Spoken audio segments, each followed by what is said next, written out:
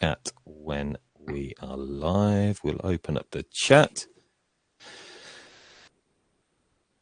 And hopefully, yeah, there's that live button. So we are live here in live. We are live, Chris. So I think what we're going to do, we're just going to hopefully just wait for a few. Well, we have 9 people in the house already. That's a record. Hey, Samantha. 2 Samanthas. Good job. Yes. And Jez, how are you, Jez? Good to see you, my friend. How are you? Good job. Emma's here. Emma's here too. Hi, Emma. Hey, do me a favor, my friends. Type in where you're dialing in from, which part of the country, which part of the world. Say where you're dialing in from. Are you coming in from the UK? Are you from abroad? What city? What town? Where are you coming in from? Hi, Jacqueline, Carrie. Hey, Karen. Good to see you. Type it in there. Say hello to Dom and I. Listen, thank you so much for joining us, everybody. Thank you so much. I know it's 8 o'clock at night where we are now. So is it Coronation Street time? I don't know. It's a big deal to kind of come and join us. So welcome, Scotland, Somerset. Samantha says, hey, Chris, so looking forward to this UK Basingstoke. Very good. Jacqueline from Nottingham. Oh, but on holiday, get out, Jacqueline. You're dialing in from vacation in Canada. Are you really? Wow, fantastic. And it's sunny in Bedfordshire, says Kerry, even at this time of night. Hey, Daryl, how are you? Good job on the wigs, my friend. You're doing awesome stuff. Hey, Karen in Glasgow. So, Dom, I think everybody's here. I think we're good to go. Let's crack on. We've only got 2.5 hours, haven't we? And then we have to log off. You told me it was 3 hours, Chris. Come on, no. Yes. Brilliant to see everybody joined in, coming in. Chris has just joined in as well. Hey, Chris. As we've got Daryl here, I've got to show this, everybody. Daryl kindly sent me that. I was hoping you're going to join, Daryl.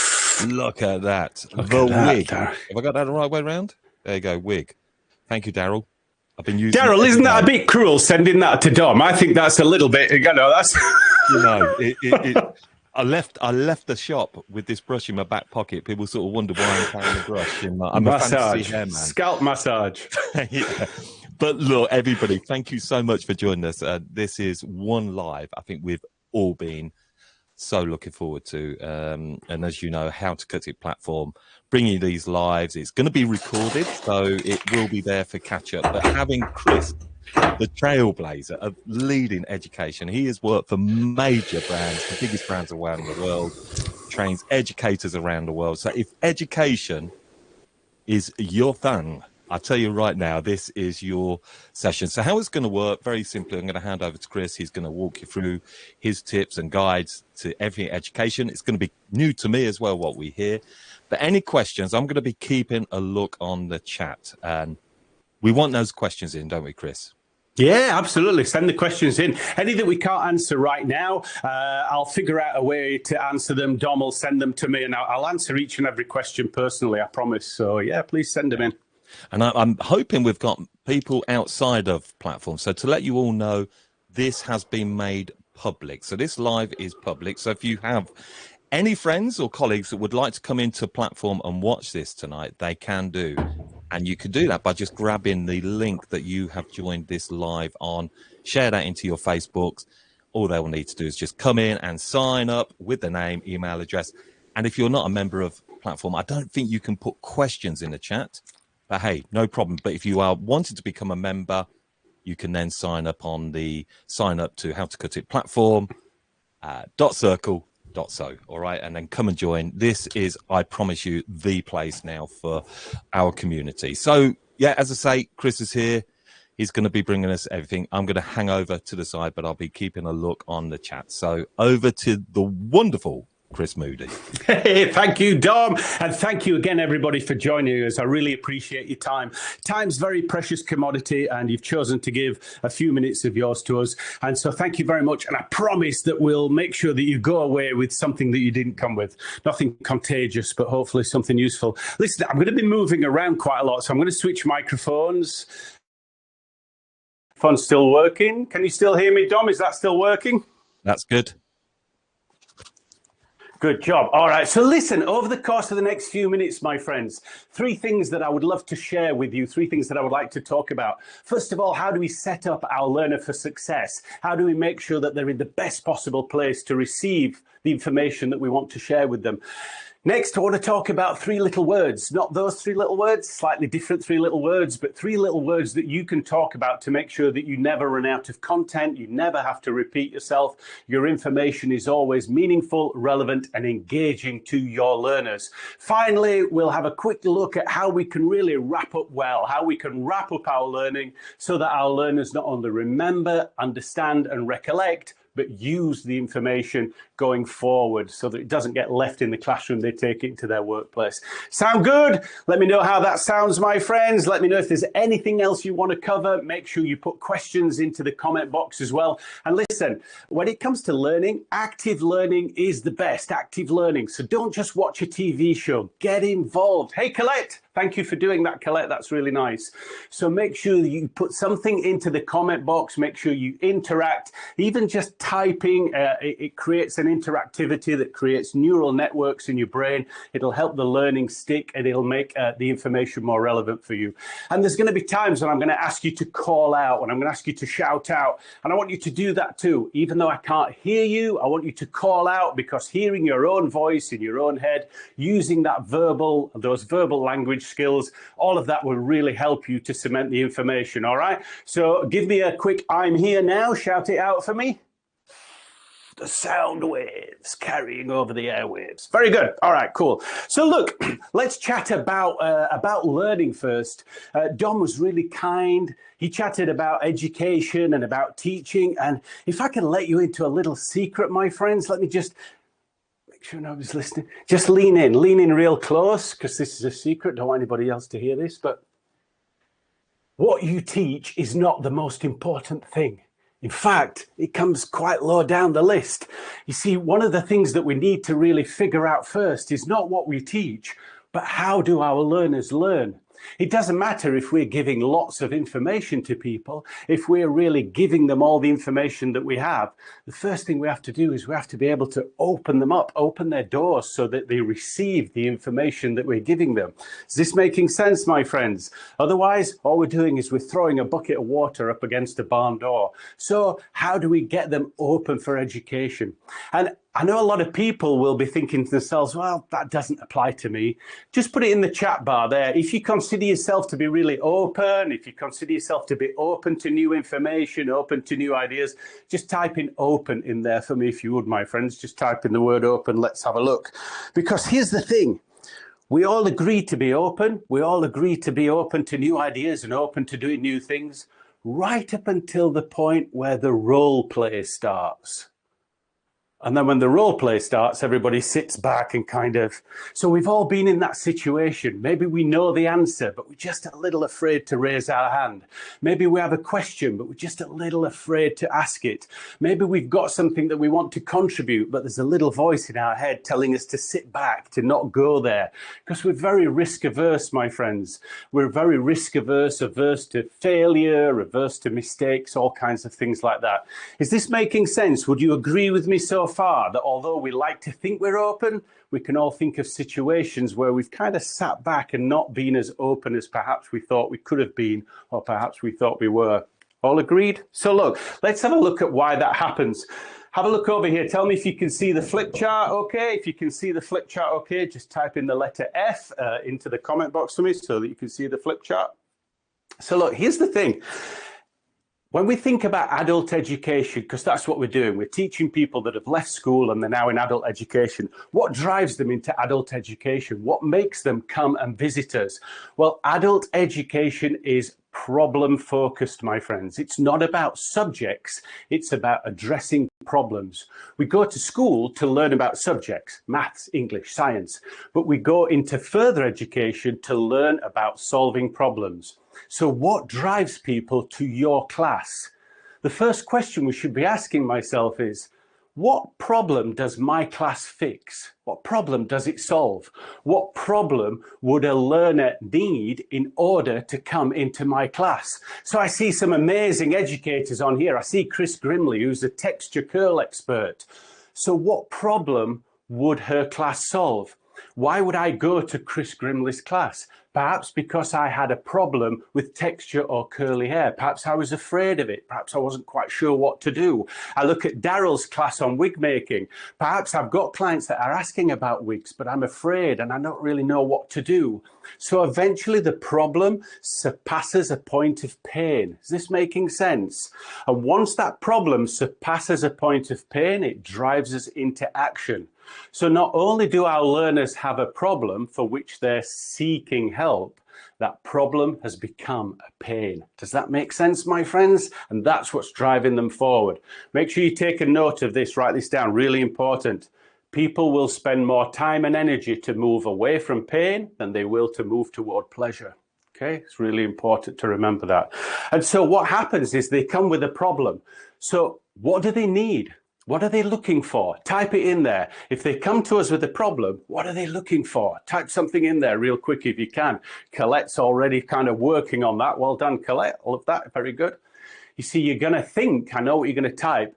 Pretty soon you're going to be typing the word solution. Yeah, maybe. But let me let you into a secret if I can. It's not the solution that people are seeking. It's not the solution that people are seeking. What they're looking for, write this down, they're looking for a result. They come with a problem, but they're looking for a result. You have a dripping tap in your kitchen. You notice the drip, it doesn't bother you. The drip gets worse and worse. It starts to become really annoying. Eventually you think to yourself, I can't stand it anymore. I need a plumber to come and fix the tap. The solution is a new washer, a new valve, a tightened pipe, something. But you're not interested in that. You don't want a solution. You want a result. You want the tap to stop dripping. So write this down, really important. People buy the result and they stay for the solution. Write that down. They buy the result and they stay for the solution. So when it comes to results, we have to remember that it's the results that are driving everything. It's the results that our learners want. Is this sounding good so far? Give me a thumbs up, give me an okay, let me know that the pace is okay, let me know that I'm not speaking too fast, let me know that everything's working, give me some feedback. But where do those results come from to begin with? Where do those results come from? Any ideas? Type it in there if you know. Well, our results come from our behaviors, the things that we do. We have to let our learners know that the results that they're getting now, the results with the curly hair, the results with the hair extensions, the results with the balayage, those results are coming from the things that they do. And more importantly, the things that they do on autopilot. What do we call a behavior that's on autopilot? Put it in there for me. What do we call a behavior that's on autopilot? That's it. We call it a habit. Habits are dangerous. They're powerful, they're easy, they're efficient, and they're usually invisible. So they're very difficult to identify and change. But it's these habits, these behaviors that are driving the results that we get. How do the habits feel? They feel safe, warm, comfortable. Most importantly, the habits are predictable. Remember, my friends, we are risk averse. We don't want to fail. We don't want to try anything that isn't going to work. We know that this works because we've got proven results. They may not be the results that we want, but at least they're predictable. At least we know. How many people, give me a shake or give me a wave at the screen because I want you to move. How many people know somebody that has a good side and a bad side? Oh, this is my bad side. It always goes longer. I start here because this is my good side. Sound familiar? How long have they had a good side and a bad side? 20 years? They have a behavior that gives them a result they've learned to live with. Is this making sense, my friends? Those results are so reliable, so consistent, so safe, so predictable that eventually they create a belief. A belief that they are inevitable. I have a good side and a bad side. I always start here. I always do it this way. We don't do it like that in my salon. We do it like this. We've always done it like this. It works that way for us. Is this making sense? When you think about it, how many of you have taught somebody? You've given them some information. Hey, Just try it like this, only for them to say, oh, we don't do it like that. We do it like this. That's the belief system kicking in. Is this making sense, my friends? The belief system that reinforces and confirms the results. And it works both ways, my friends. We create a habit, a standard behavior, a routine behavior. It provides a predictable result. The predictable result confirms the belief. The belief drives the behavior. The behavior, and there we go, round and round and round in circles. This making sense? This is what we have to let our learners know, that everything that they do has a result. And what we are going to do as educators is change what? What do we want to try and change? As educators, out of these three things, what do we want to try and change? We're going to introduce them to some new habits, to some new behaviors, to some new methods. But be aware, my friends, trying to alter results on the level of behavior is ineffective. Anybody that's got teenage children with untidy bedrooms, you can punish the behavior and their bedroom will be tidy for a few weeks, but pretty much soon it'll go back to how it was. Changing results on a level of behavior is ineffective. What we have to do is prepare to change beliefs. And we change beliefs by changing results. Beliefs are built by gathering evidence from results. Does this make sense, my friends? I can't change a belief system just because you tell me. I have to see the results, and those results gradually change my belief system. So what we have to let our learners know is, we're going to show you some new behaviors, some new procedures, some new methods. Be aware, my fine learners, when you try these new behaviors for the first time, your results will probably be poorer. If you're a right-handed letter writer and you ask me to make you ambidextrous, if you ask me to teach you how to write with your left hand, I mean, God knows I give my left arm to be ambidextrous, but if I did that for you, the first time you wrote with your left hand, the writing would be terrible. It'd look awful. The first time you take off the guard and you start clipper over combing, the first time you ditch the foil and you start blending with a brush, the first time you start doing away with the real hair and weaving in the wigs, the results are questionable. And as soon as that happens, this little voice inside your head says, "Stop! This isn't working. Go back to doing what we've always done, where it's safe and predictable and reliable. Everybody's laughing at you. They think you can't do it. Your results are terrible. Go back to where you were." It's the main reason why learners put up barriers. Is this making sense, my friends? So what we have to do, we have to convince our learners, look, it's okay. Don't worry about the results not being what you want. Stay open. Stay open to change. Stay open to new actions, new results, new behaviors. As teachers, our job is to guide, is to coach, is to mentor. Our job as teachers is to help them through the chaos between the new behavior and the new result. That's what we do. And that's what we have to tell them that we're there for. We're there to help you and to guide you through the chaos, through the fear. We're here to protect you and to keep you safe. We're not going to rescue you, but we won't let you get into too much trouble either. Is this making sense, my friends? Be open. Open to what, my friends? Open to what? To new ideas? To new information? Well, ideas and information never really changed anything. The only thing that makes change is action. So be open to new action, even if that action results in some kind of failure, some kind of mistake. How many of us have heard that saying before, that in the classroom, mistakes are okay? Mistakes are fine, mistakes are good. Let me know if you've heard that. Give me a thumbs up.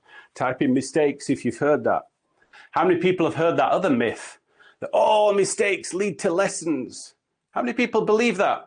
By making mistakes, it gives you lessons. You learn through your mistakes. All mistakes give you lessons. Mistakes are marvelous. They're wonderful things. Yeah, I'm not so sure. If people learn from their mistakes, well, how come they get married 3 times? Not quite figured that out, have we? You know, for me, mistakes tend to be costly, embarrassing.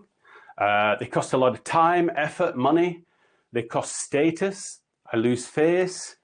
Yeah, mistakes not so good. When I think of mistakes, I think of my teachers at school putting red crosses at the side of my book. I think of my parents wagging their fingers at me, or friends telling me to slow down, that kind of thing. Not really sure that we do learn from our mistakes. If it really were true, my friends, we'd only ever make the same mistake once. But just like you, myself, Dom, we've all made the same mistake over and over again. So, mistakes? I don't know. Maybe they don't bring lessons, I'm not sure. But one thing that mistakes do bring, my friends, write this down. The one thing that mistakes do bring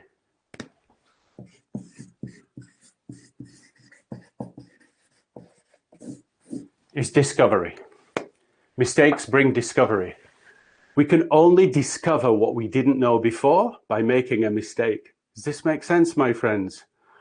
If you ask your learners how many people enjoy making mistakes, if they're honest, no one will say they do. If you ask your learners how many people enjoy making discoveries, they'll all raise their hands. Same thing, just a different label. Discoveries, my friends, that's what leads to learning. That's what leads to lessons. We can only discover if we're open to action. Information is temporary, comes and goes, but learning elicits action, and action creates permanent change. Is this making sense, my friends? So however you put this across to your learners, doesn't matter. Just let them know that the results that they get now come from the behaviors that they may not even know they exhibit. Those behaviors are driven by a deep-seated belief system that will try to keep them safe. It's the belief system that stops them answering your questions when you say, does anybody have any questions? It's the belief system that stops them from trying anything new in case the new behavior creates a result that makes them feel as if they're failing. We have to let them know that this is a safe space. Be open to change, be open to new action. And if you make mistakes, that's good, because a mistake is a gateway to a discovery, and a discovery is what creates true learning. This making sense, my friends? Good job. Questions, comments, concerns? Put them into the chat box if you do. How's it going so far, Dom? Are we all right?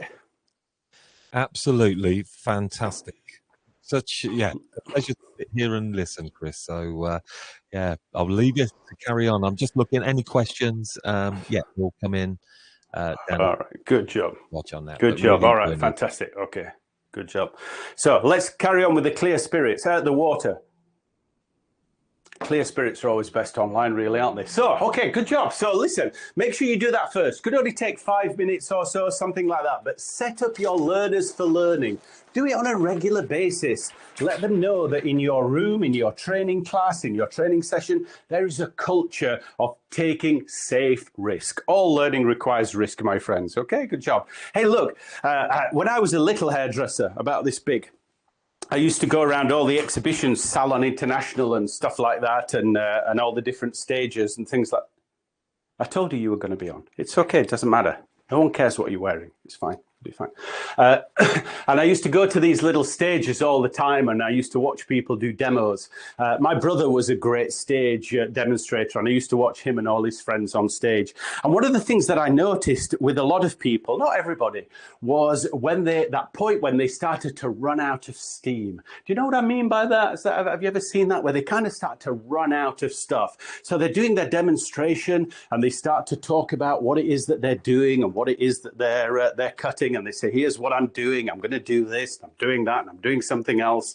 And then they start to slow down, and they realize that their information is getting repetitive. So in order to switch things up a little bit, they start to talk about stories, anecdotes, or, I get my inspiration from, I get inspired by clouds and architecture and obscure Japanese designers. And they start to talk about all this, and all these little filler things start to come in.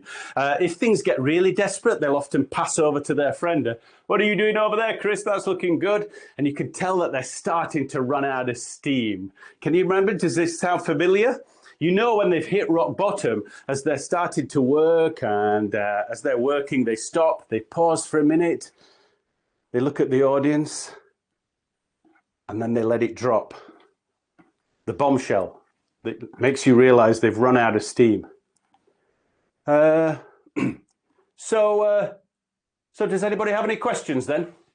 And that's when you know there's nothing left. That's it. They're done. They're done. That's it. And they're relying on you now to ask them questions. And they're praying to the hair gods as the bead of sweat gently makes its way down their face that somebody's going to ask them a question. Is this making sense? You recognize this all the time. Good. All right. So let's have a look at 3 things that you can talk about that will ensure you never run out of anything to say. In fact, all you'll ever do is you'll run out of time. You'll never run out of content.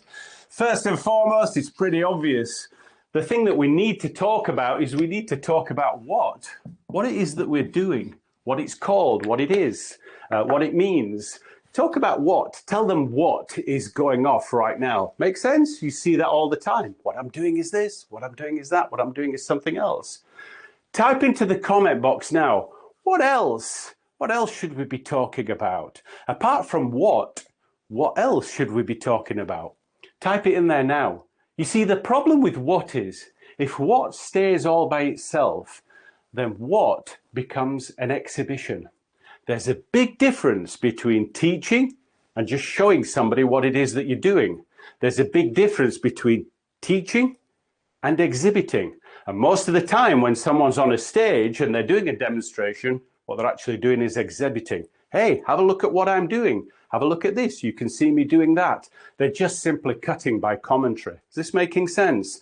So how can we turn it from an exhibition into an instruction? Let's have a look. Good job, Jacqueline. Fantastic. Yes, well done. Okay, we could start to talk about how. How turns it from a demonstration, from an exhibition into an instruction. How am I doing this? What do I have to do to make this happen? How am I holding my hands, my comb, my body, the head? How is this taking place? What are the steps involved to make this transpire, to make this take place? Making sense? A lot of hairdressers, a lot of educators will talk about what. Some will talk about how. Colette, good job. Sarah Dawes, well done. Fantastic, good job. Very few hairdressers, or educators for that matter, actually, I keep saying hairdressers, but it happens to be all educators. Very few will start to spend time talking about the why. What, how, and why. If you talk about these 3 things, you will never, ever run out of what it is to say. The what makes it an exhibition. The how turns it into an instruction, into a teaching session. The why is the information that they need to push through the how in order to get to the what. Does that make sense? The why helps it easier to get through the difficult how so that you can celebrate the what. What, how, why. Doesn't matter how you do it. This is a list of ingredients. It's not a recipe. So you can talk about why, how, what. You can talk about how, what, why. You can talk about what, why, how. It doesn't really matter. As long as the ingredients are in the recipe, you'll make a lovely cake. Is this making sense, my friends? All good? Questions, comments, concerns, anything at all? Put them in there. So look, what we're going to do today is we're going to do the short graduated bob type haircut. We're going to do it by using both diagonal and horizontal lines and strong graduation. The reason we do that is the horizontal and diagonal lines with the graduation will create a sharp 3-dimensional shape. So what, how, why can be about the entire thing. We're going to start by using the wide teeth of our comb. The reason that we're using the wide teeth of our comb is the lack of tension creates a strong, blunt line. We always use the comb between the finger, 2 fingers and a thumb. The reason that we use 2 fingers and a thumb is so that we have good balance and we can rotate easily between the wide teeth and the fine teeth. So you can make what, how, why about the entire thing or just one tiny aspect. If you feel like you're running out of steam, if you feel like your information is becoming repetitive, what, how, why, an individual section. What I'm going to do now is something that I call vertical elevation. The way that I do that is by standing above the model's head and pulling the hair directly up to the ceiling. The reason I do it that way is it creates lots of different lengths within a single section and creates a very soft, feathery line. You can what, how, why on anything and create tremendous detail. So you'll never run out of stuff to say. Is this making sense, my friends? Good job. Let's have a quick look. Dissect. I know we're running out of time, so I promise we'll get to it quick. I'm going to keep you for about another 10 minutes. Is that good? You got 10 minutes left? Give me a 10 if you've got 10 minutes left. The what? We need this because what is a label. It creates focus. It's a label that creates focus on a particular object. It helps to identify which part of the process it belongs to. So the what is important to label, to focus, to identify. The how simply about methods. It's about the steps involved. Step 1, do this. Step 2, do that. It's about the process. The difference between teaching and exhibiting is if you can break down the methods, the steps, the process. The why? Well, the why is simply the aha. Aha. So that's why you do it that way. That's why. It's the motivation that you need to get through. Yep. It's the learning. It's where the learning lives. So you need the why to get through all the processes. Otherwise, they're just going to say to you, well, why do I need to take so many sections? Why can't I just take it in one big section and get it done a lot quicker and a lot easier? The why justifies the processes and the steps. If they understand the why, everything else becomes explanatory. Is this making sense, my friends? All good? Good job. Fantastic. Hey, look, there's a distinct lack of questions, which means I've got very little homework to do afterwards and that, but that's good. Listen, I hope the questions don't mean that that there's misunderstanding. Does the lack of questions mean that the information is pretty clear? Are we good? Or is the information moving too fast? Does it need to slow down? Let me know what's going off.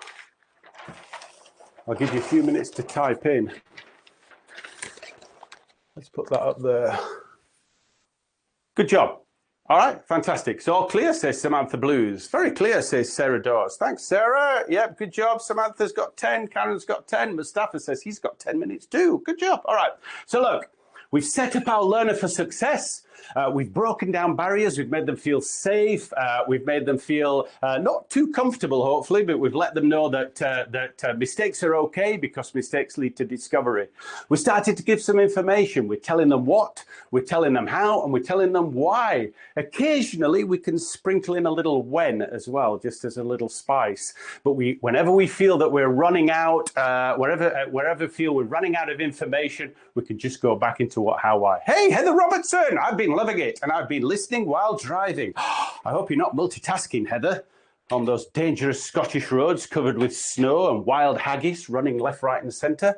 Good to see you and hear from you. So once we get to the end, of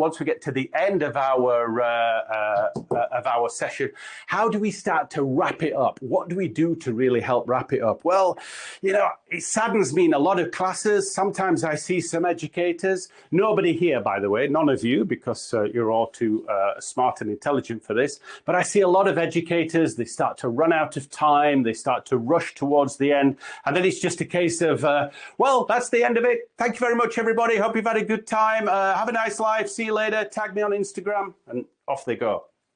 So what can we do to really kind of cement and embed the information? Write this down, my friends.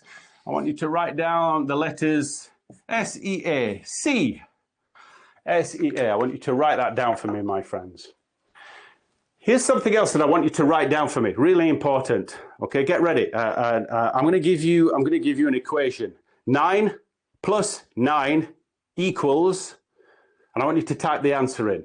So 9 plus 9 equals. Yep, so put the information in there. Tell me what it is. 9 plus 9 equals. Good job. All right, fantastic.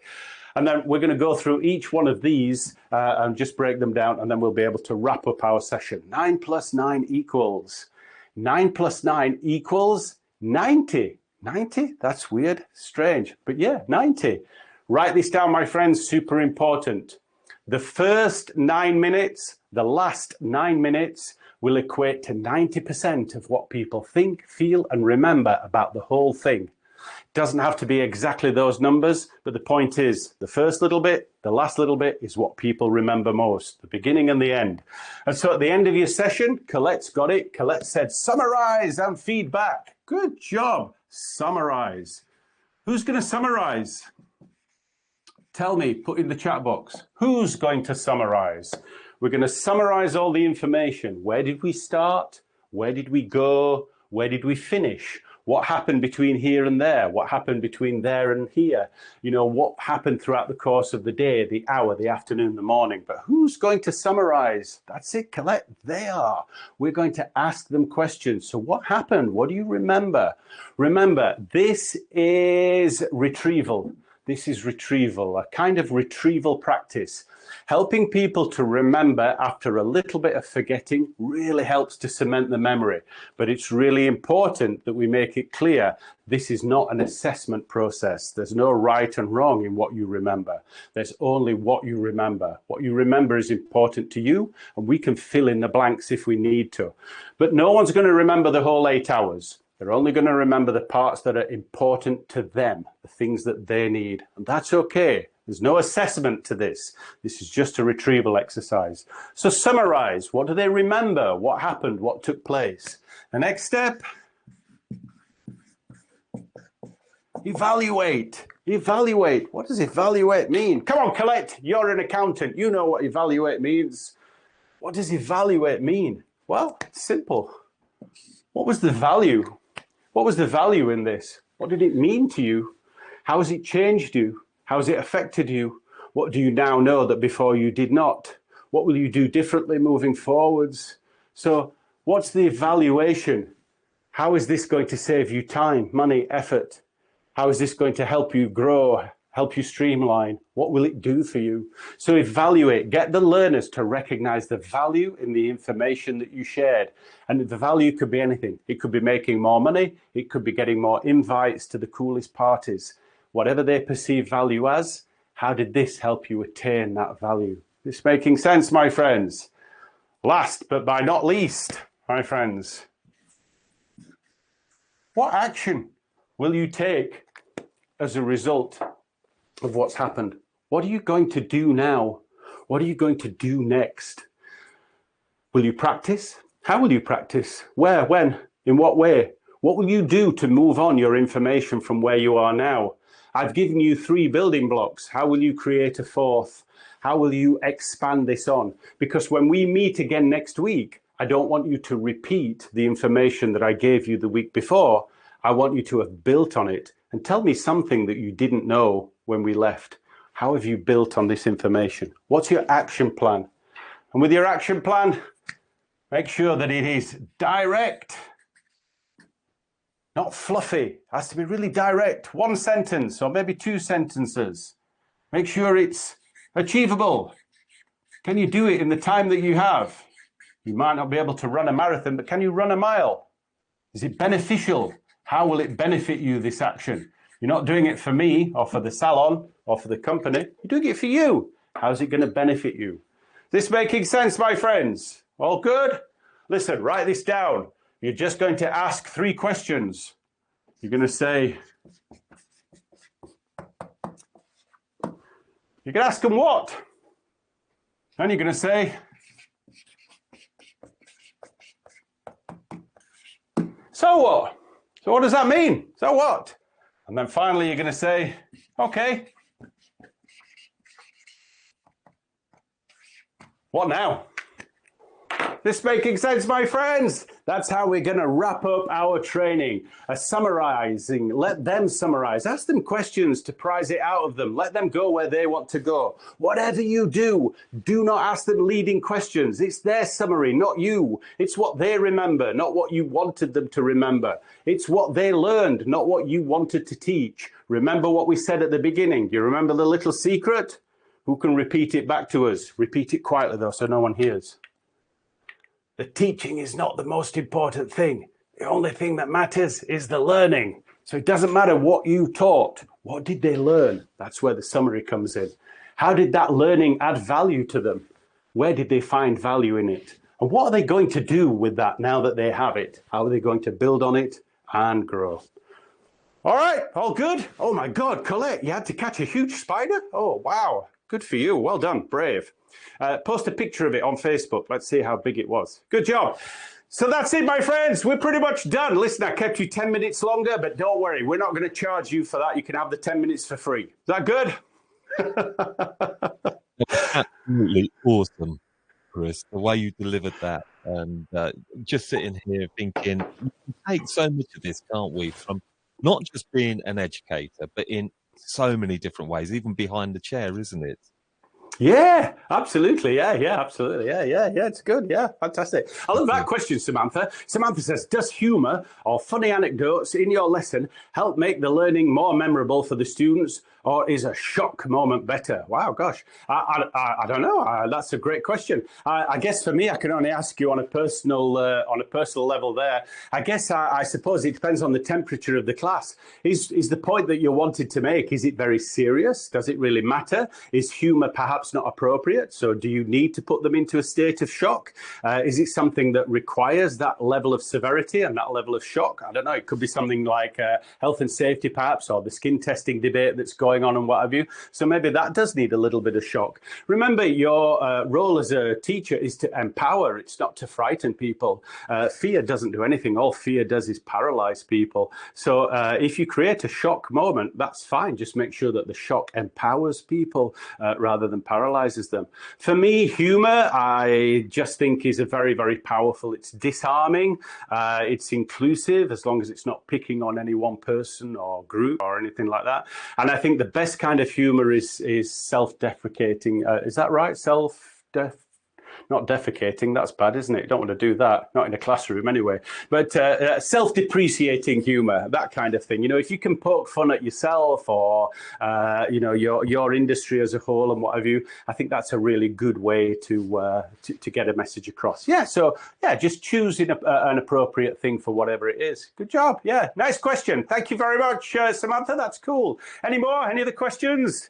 Take them on a journey, says Colette. Absolutely. Yeah, fantastic. Good job. Yeah. Well, while we wait for a question to come in, Chris, if anybody wants to go deeper with Chris, because you do lots of Chris Camp, is that still very much out there, Chris? Yeah, Chris Camp starts at the end of October. That's over in Arizona. That's 2 or 3 days, depending on the membership level that people have. But that's pretty good. Very immersive, very intensive. That's with me and my partner in the US. Yeah, so that's an emotional journey. If you want to have a look at Chris Camp, let me type something in there. You need to go to bit.ly/Chris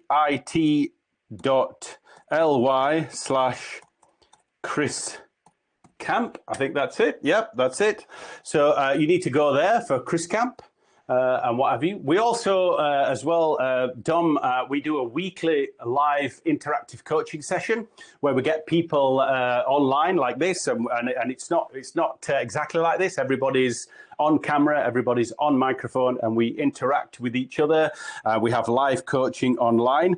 You can find out more about that if you go to bit.ly/level up with Chris. I think that's it one. Yeah, that's it. Good. You can find that there. bt.ly/level up with Chris. Yeah, good job. Yeah, fantastic. Fantastic. We've got you there on social, Chris Moody. Yeah. But we'll put all the links in because this is going to be recorded. So it's there on platform. Yeah. It'll be posted on tomorrow morning. We'll put all the links in if you want to go deeper with Chris on all this, which I'm pretty sure everybody that is watching this will be a huge fan. into educating. I couldn't think of anybody better, and I couldn't think of anybody better to come in and deliver this tonight, Chris. You really are a world leader, and I think we're so lucky to have this. I'm sitting here feeling truly grateful for what you're sharing. There's just one more thing, Dom, if I may. Anybody that's watching tonight, if you're involved and you're watching tonight and you're watching live, we have got. I've been given permission to give 3 golden tickets away to one of our GPS coaching sessions. So if you want to submit an application, just send a little message in saying what you would do with the information or how the information might help you. Now, GPS takes place on Wednesdays. Every Wednesday, it's at 5 p.m. UK time. It lasts for 1 hour. It's over Zoom. As I say, it's very interactive. So if you do want to come along and join us, you will have to take part. You will have to interact. You can't sit with your camera off, not speaking or anything like that. And we have 3 tickets to give away for 1 session. So although it's a yearly thing, it takes place over the whole year. You can join us as my guest for 1 session. And if you kind of just send Dom a message or send me a message as to why that would help you, we'll try to randomly choose 3 people, and you can come and join us on GPS. Yeah, well, I think the best way is, just go directly to Chris on his profile in platform. It's not allowing me to do that, but that's at Chris Moody Hair.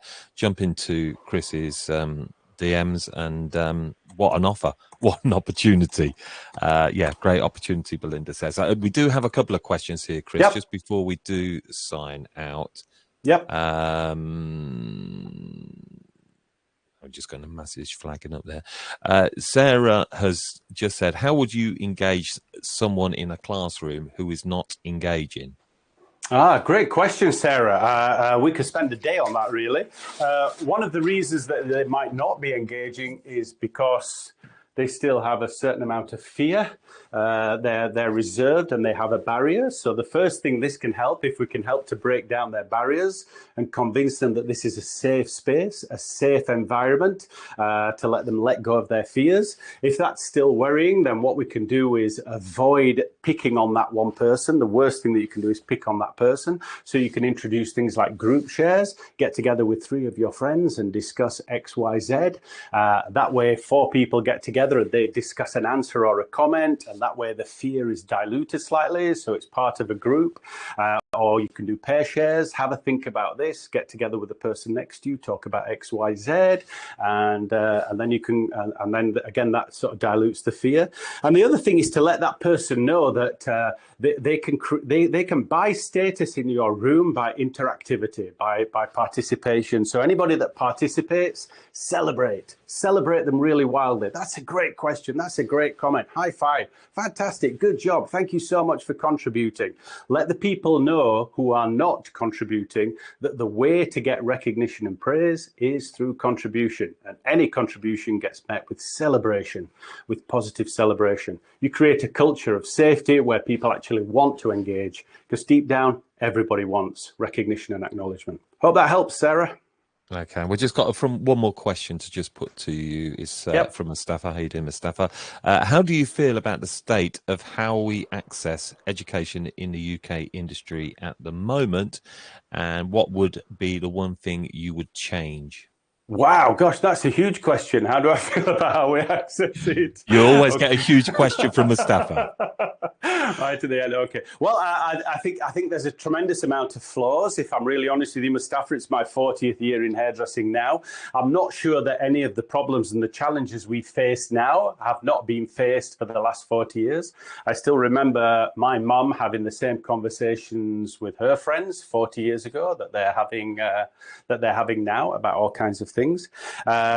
I think the colleges come under a lot of flack now when people are getting sent to colleges. But I have a tremendous amount of patience and empathy with the colleges, because, you know, the thing to remember with the colleges, for instance, is colleges have an inalienable right to teach all people. So it's education for all, and they're not in a position where they can do selective recruitment. If somebody wants to learn, then they have an almost they have a moral and certainly a financial obligation to teach everybody that comes. So it can be very difficult because you may be working with people who had to choose between bricklaying, catering, and hairdressing, and they chose hairdressing because it was the best of a bad bunch, not for any other reason. And because they access funding both privately and publicly, then as Colette will tell you, they're accountable for that funding. They have to make accountability for that funding. And you can't account for funding by just saying somebody's done really well. You have to quantify it. And as Einstein once said, not everything that counts can be counted, not everything that can be counted counts. So it can be really difficult. They're really bridging a gap between fulfilling a social need and sort of trying to maintain standards. I think as an industry, our job for the colleges, our job is to help them, not to constantly sort of have a go at them.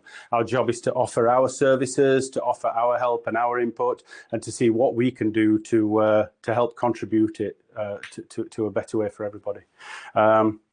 Yeah, I hope that answered your question. I hope I didn't go down a rabbit hole. That was great. I am getting a message flagging up saying page is unresponsive. I think it's telling me that I'm not seeing any more questions or anything else coming in. So apologies if that's the case. It does say I can close them pages, but I don't want to press that button because we might just all go blank. So I'm not going to do that. So if I can't see any more chat coming in, that is the reason. The last one I can see is from Belinda. Look, Chris, again, thank you so much. It's been a masterclass from the best in the world. You know, how lucky are we to have this in How to Cut It platform. So thank you. Yeah, so thank you so much. If you are not a member of platform, you come into the live, now you can see why you need to join platform. To get this kind of content is exactly what it's about. You know, this is about growing beyond in, you know, your hairdressing, barbering careers. And just a reminder, tomorrow we have our platform town hall. We have a big announcement, which I'm really excited to share. And we want you to bring your whats and your hows and your whys. So perfect. So thank you everybody for joining. This will be recorded. I'm going to post this back in. And again, if you want to come and join platform, how to cut it platform.circle.so. That's it. Thank you so much, everybody. Thank you, Chris. It's been brilliant. Thank you, Dom. Great pleasure. Anything you need, you know where I am. Come and find me. Say hello. Thank you, everybody. Thank you so much for your time. Yeah, I'm not getting...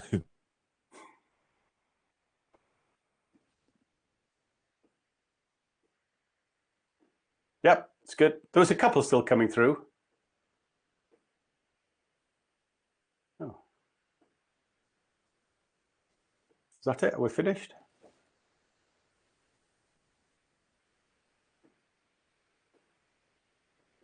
I think so. Must be it. Hello, I'm back. Chris, are you here? Yeah, sorry. I believe it's still live, but that's what happened. I killed that page. So I think there's a connection issue going on right now.